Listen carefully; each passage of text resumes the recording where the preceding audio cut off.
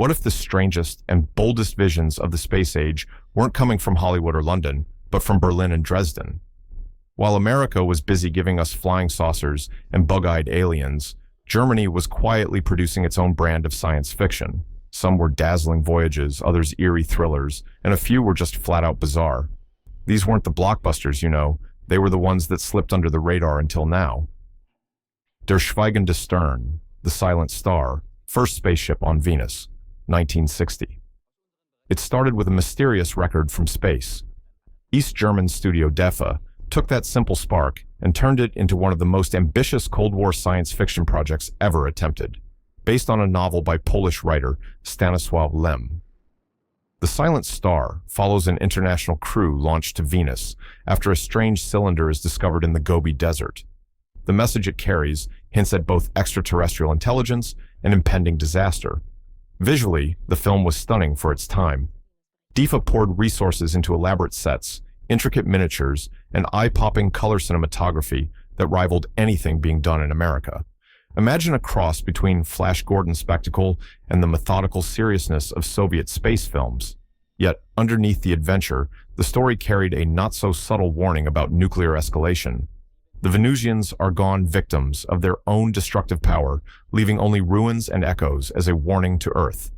When the film was imported into the United States, it was chopped up, redubbed, and retitled First Spaceship on Venus.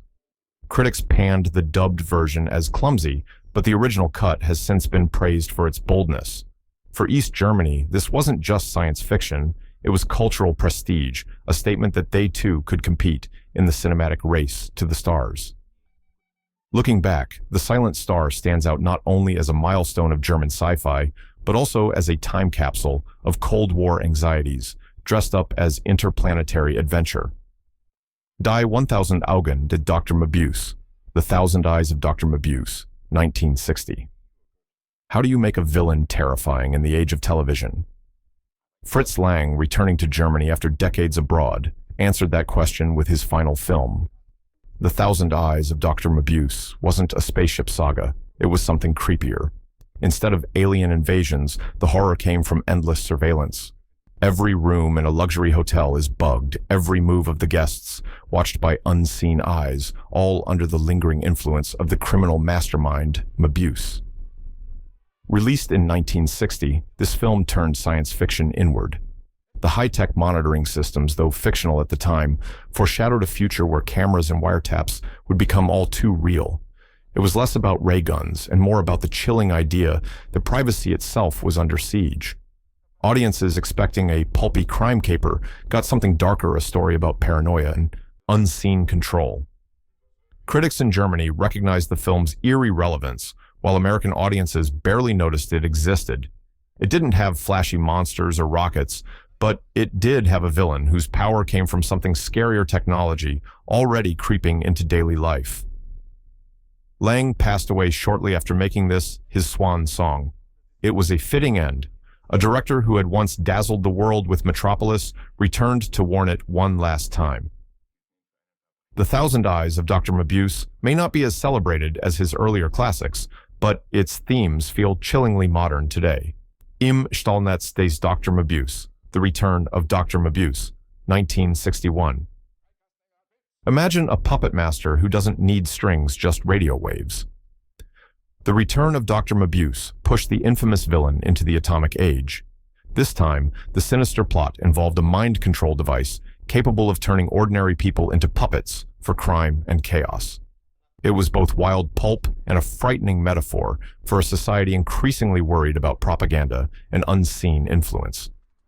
Directed by Harold Reinl, the film leaned heavily into the crime thriller format, but the gadget at its core gave it an undeniable science fiction edge.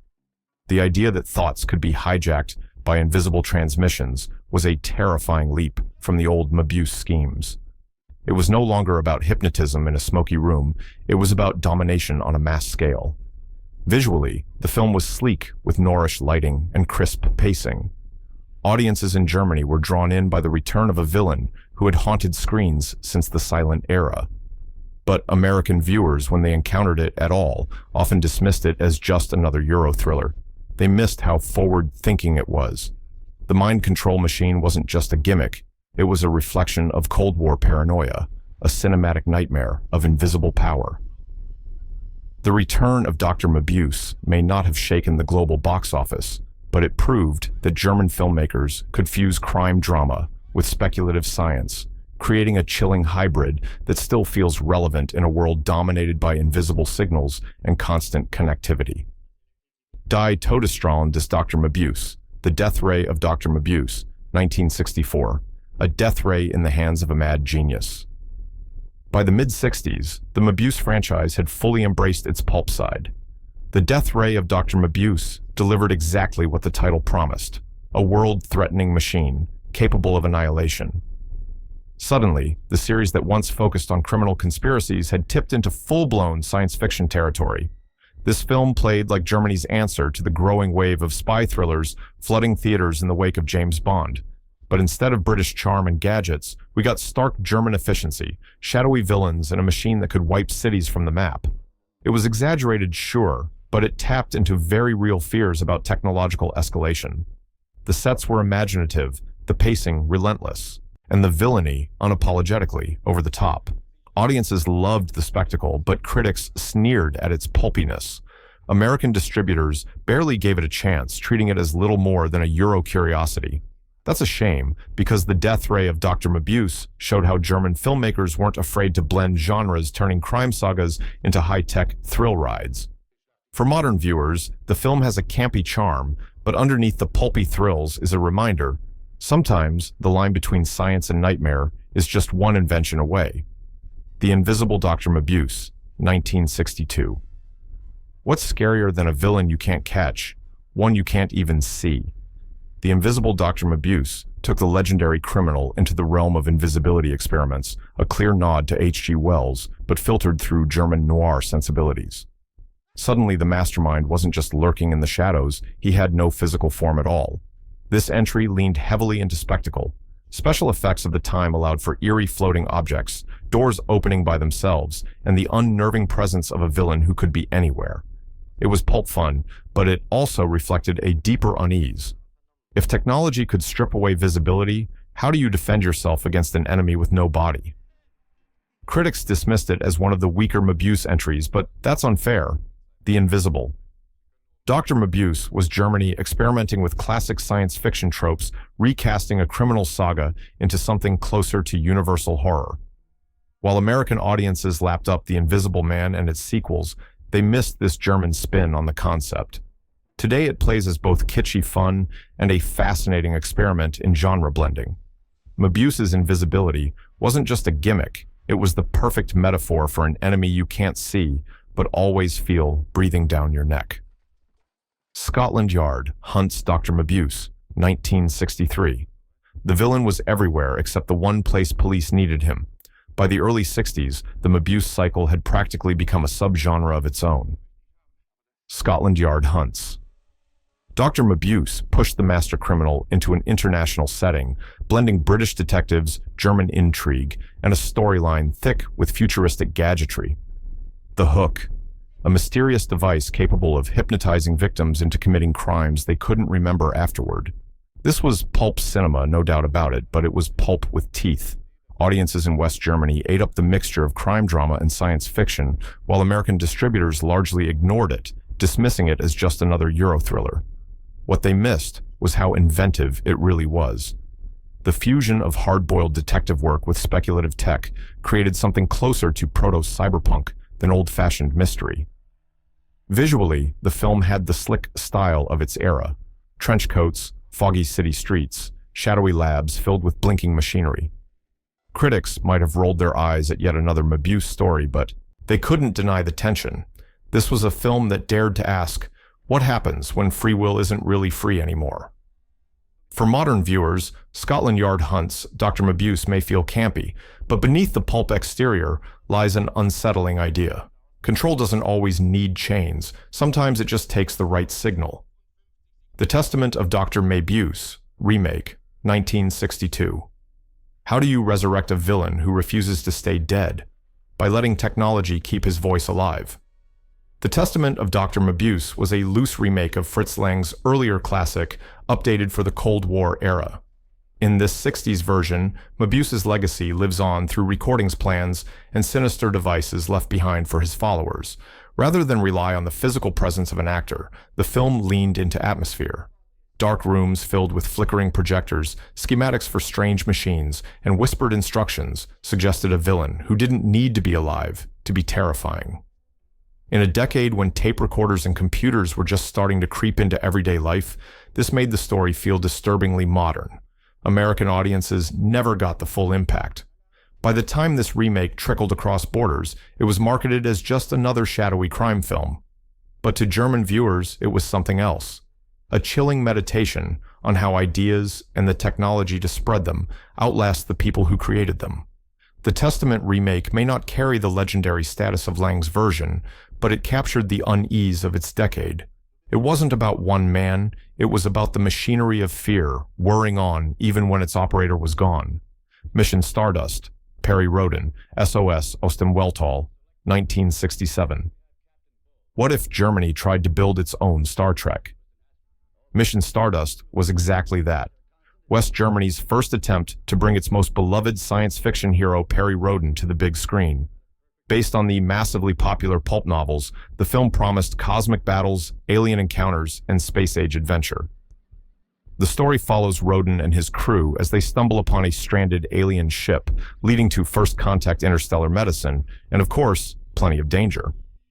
On paper, it was the perfect recipe for a new franchise. The novels were already a phenomenon selling millions of copies. Surely the movie would launch Perry Rhodan into global stardom, but the execution fell short. The budget couldn't quite match the scale of the story, resulting in sets and effects that looked closer to a pulp serial than Hollywood spectacle. Critics panned it, fans felt let down, and the hoped-for film series never materialized. In America, the film barely registered, written off as a curiosity from overseas. Yet, Mission Stardust deserves a second look. Yes, it was rough around the edges, but it marked a bold attempt to carve out a distinctly German brand of space opera. Without it, the Perry Rhodan universe might never have crossed into visual media at all. It was a noble misfire, but a fascinating one. Im Staub der Sterne, 1976. A distress call that turns into a dazzling trap. Im Staub der Sterne, known in English as In the Dust of the Stars, was one of DEFA's most colorful science fiction epics. Although it premiered mid-70s, its creative roots are late 60s, when East German filmmakers chased bolder space stories with bright pop art flair. The setup is simple and sinister. An Earth crew answers an urgent signal from a far-off world, lands to help, and slowly realizes the distress call was bait. The planet's elites keep their workers subdued while projecting a cheerful illusion to visitors.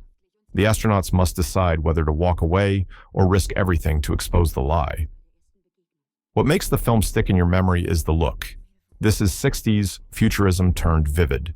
Saturated colors, geometric sets, reflective textures, and choreography like blocking give the frames a hypnotic rhythm. Instead of steel gray realism, you get a dream of tomorrow painted in electric hues. Critics once brushed it off as kitsch. Today it plays like a time capsule of design courage, a reminder that style can carry a story every bit as much as hardware. Beneath the sheen, the theme is clear. The movie questions comfort built on silence and asks what responsibility visitors have when the truth hurts. It is science fiction, as mirror inviting you to weigh complicity against conscience. American audiences barely saw it on first release, so it slipped into cult territory. Now it feels like a lost chapter of European space cinema, bold in palette and pointed in purpose. Im Staub der Sterne is not just a curiosity. It is the moment DEFA went maximal, fusing a clear moral spine with a pop art vision of the cosmos. Frozen Alive, Der Fall X 701, 1964. What happens when science decides to gamble with time itself? Frozen Alive tackled that question head-on in a story about cryogenic freezing long before it became a pop culture staple. The film follows Dr. Frank Overton, a scientist determined to test a new freezing process, not on lab animals, but on himself. His goal is to unlock suspended animation, a dream that could change medicine and open doors to interstellar travel. But ambition and human fragility rarely mix cleanly.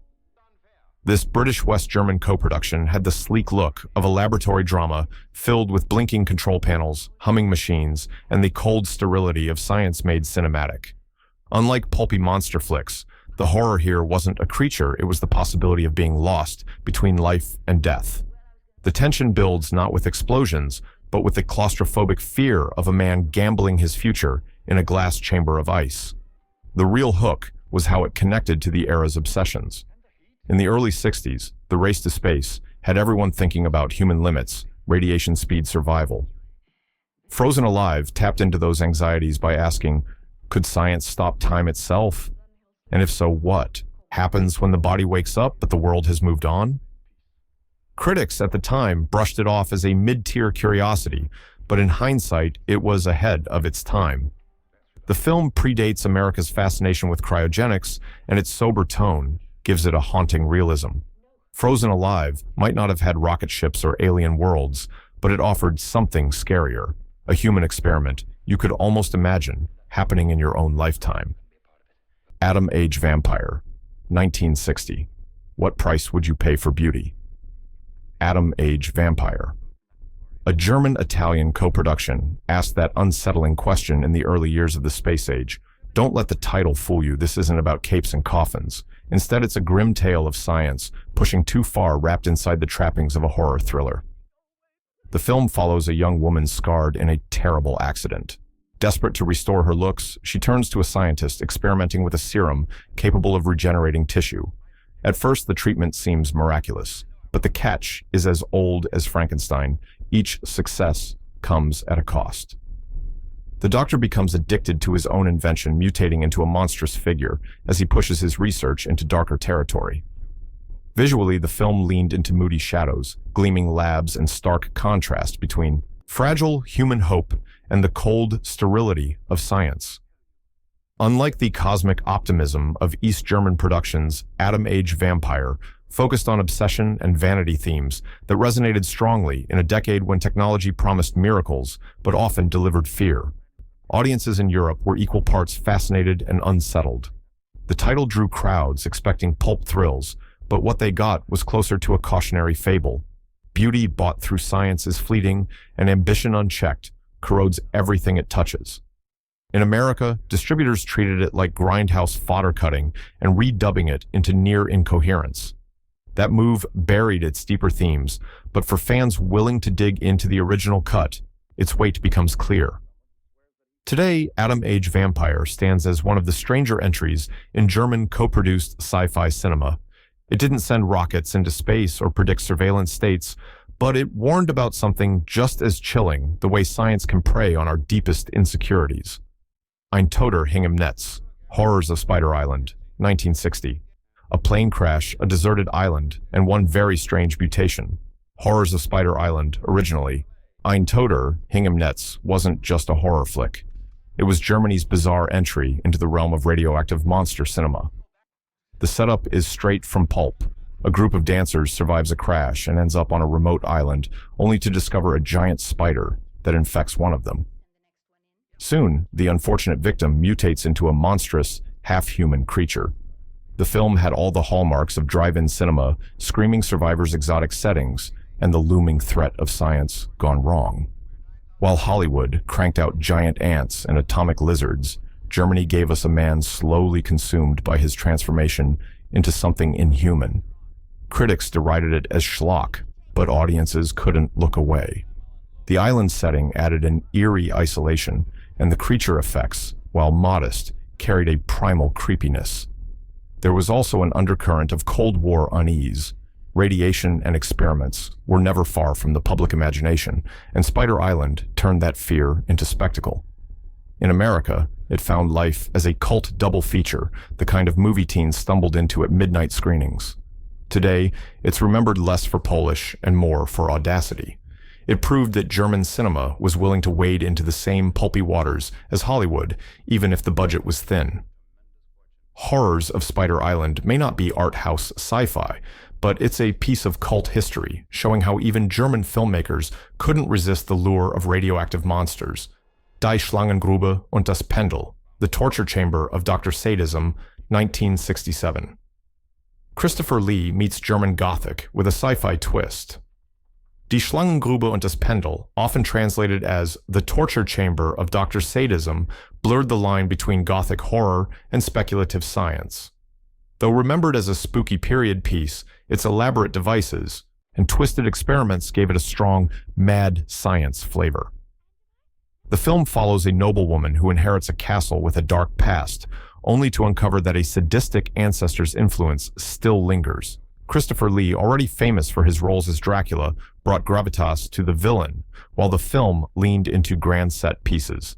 Dungeons, laboratories, and contraptions that felt like a nightmarish fusion of medieval torture and futuristic invention.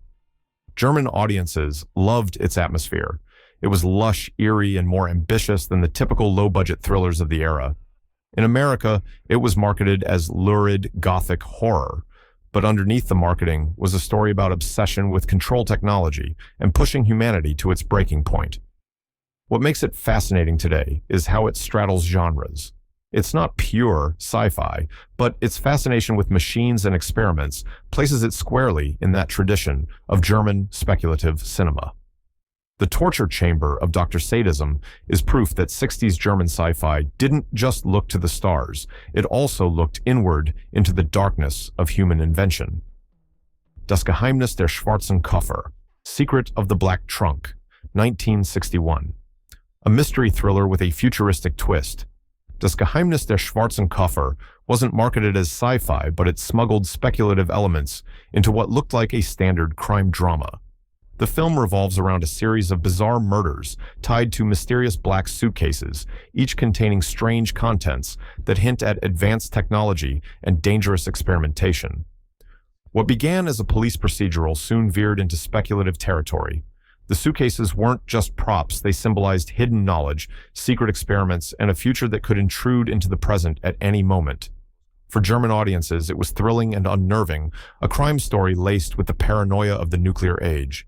Visually, it had the sleek look of the early 60s krimi films, moody lighting, shadowy villains, and meticulous staging. But the sci-fi edge gave it something extra, setting it apart from its Edgar Wallace-inspired peers. In America, it barely surfaced, lumped in with generic European mysteries. That's a shame because its fusion of crime and speculative themes made it unique. It asked a question that still resonates. What happens when technology hides in plain sight, tucked away in something as ordinary as a suitcase? Secret of the Black Trunk may not have rockets or mutants, but it deserves a place in the German 60s sci-fi conversation, as a reminder that sometimes the future sneaks into the present in the most unexpected ways. So there you have it, 15 German sci-fi films from the 60s that slipped past American audiences but still sparkle with creativity today. From sinister Mabuse thrillers to DEFA's psychedelic space odysseys, these movies show how imagination thrived far beyond Hollywood. Which one surprised you most? Drop your pick in the comments, hit that subscribe button, and share this with a friend who loves forgotten cinema. After all, the future doesn't just belong to blockbusters, it belongs to the hidden gems waiting to be rediscovered.